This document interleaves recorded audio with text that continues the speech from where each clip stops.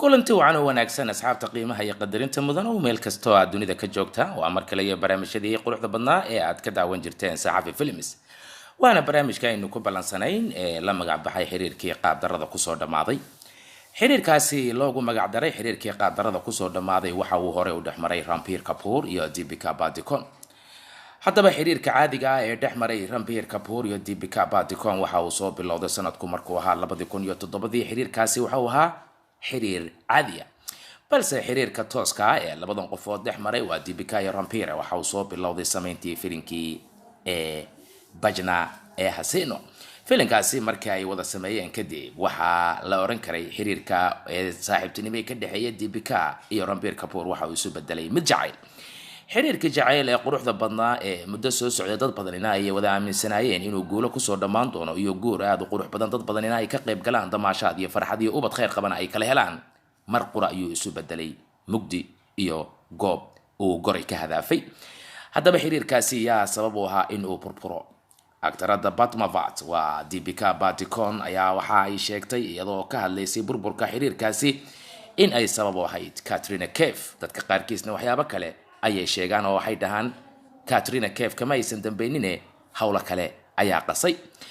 aktarada Padmavat waa Deepika Padukone oo arrintaasi ka hadashay muddo kadib waxay sheegtay doqonnimo ayay ii ahayd bay tiri inaan dadka hadalkooda qaato dadka ayaa waxay markaasi igu dhihi jireen inaad saaxiib yeelatid waa muhiim inaad xiriir yeelato waa qasab balse waxa aniga aanan ku fikirin bay tiri in nolosha kalinimada lafteeda ay wanaagsan tahay xiriir ayaan samaystay xiriirkaasina waxa mid aniga laygu doqomaystay oo sidii la doono layga yeelay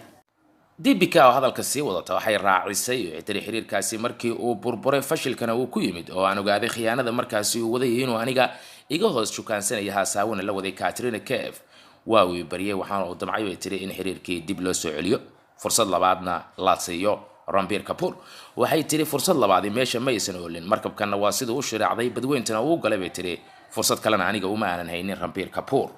waxay tiri qiyaanadii koowaad markii uu sameeyay waxaan anigu aaminsanaa bay tiri Deepika ka hadlaysa in xiriirkeena waxyaabo badan ay ka qaldan yihiin balse markaan arkay bay tiri qaladkii inuu soo noqnoqday uusan joogsi iyo hakatoon lahayn ayaan waxaan ogaaday ninkan inuu caadaystay qiyaanada oo ay dabeecadiisa iyo dhaqankiisa tahay waxay tiri waxyaabaha la yaab kale ee aan ka bartay bay tiri xiriirka aniga iyo Ranbirna dhexmaray waxa kamid ah bay tiri xiriirku wuxuu leeyahay tirar asaasi ah oo uu ku taagan yahay oo hadii ay burburaan uu xiriirkaasi dumayo waxaana kooka bay tiri xushmada iyo kalsoonida mar hadii meesha ay ka baxdo xushmada iyo kalsoonida iyo qadarinta ka dhaxaysay labada xiriirkaasi waxa la oran karaa bay tiri waa mid burburay 33 jirtan haatan u dhaxda oo qabo Ranbir Singh waxa ay tiri qofka jeceshahay marka aad noloshaada ka saartid marxalad adag ayaad galaysaa bay tiri umana dulqaadan kartid hadallada qaarkood habeen iyo maalin ayaan iska ooyi jiray anigoo markaasi iska samarsiin jiray bay tiri Ranbir Kapoor ugu dambeynse waxaan ku guuleystay bay tiri in aan aniga qalbigayga ka saaro Ranbir Kapoor haddaba agtaradan waa Deepika Padukone iyo xiriirkii dhexmaray iyada iyo Ranbir Kapoor sanadku markuu ahaa 2007 ilaa 2008 oo la oran karay waa waqtiga ugu wanaagsanaa iyo waayihii ay soo wada qaateen Ranbir iyo Deepika ugu dambeyn waxa uu ku soo dhamaaday fashil Deepika haatan waa marwa waxaana ay qaba oo ay u dhaxdaa Ranbir Singh iyo Ranbir Kapoorna waxay ahaayeen saaxiibo dadka qaarkiisna waxay yiraahdaan burburka iyo kala taga qofta la yiraahdo Deepika iyo Ranbir waxa ka dambeeyay saaxiibkoodii hore ee Ranbir inkastoo haatan Deepika iyo Ranbir ay yihiin dad saaxiibo ah xiriirkii jacayl soo dhexmaranaya ay iska ilaaweyn oo uu ka samray Ranbir haatan uu ogyahay inay tahay dumaashadiisa oo uu qabo saaxiibkiisa Ranbir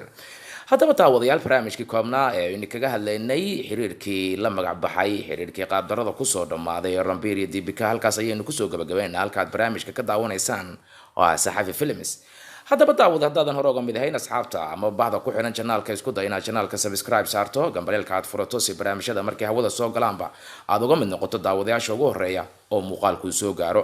inagoo isku duuban oo bahda Saxafina intaynu barnaamijkan mid ka xiga aynu ku kulmayno asxaabteena aynu jecelnahay waxaynu idinkaga tageynaa sida caadada ahayd wassalaamu calaykum waraxmatullaahi tacaala wabarakaatuh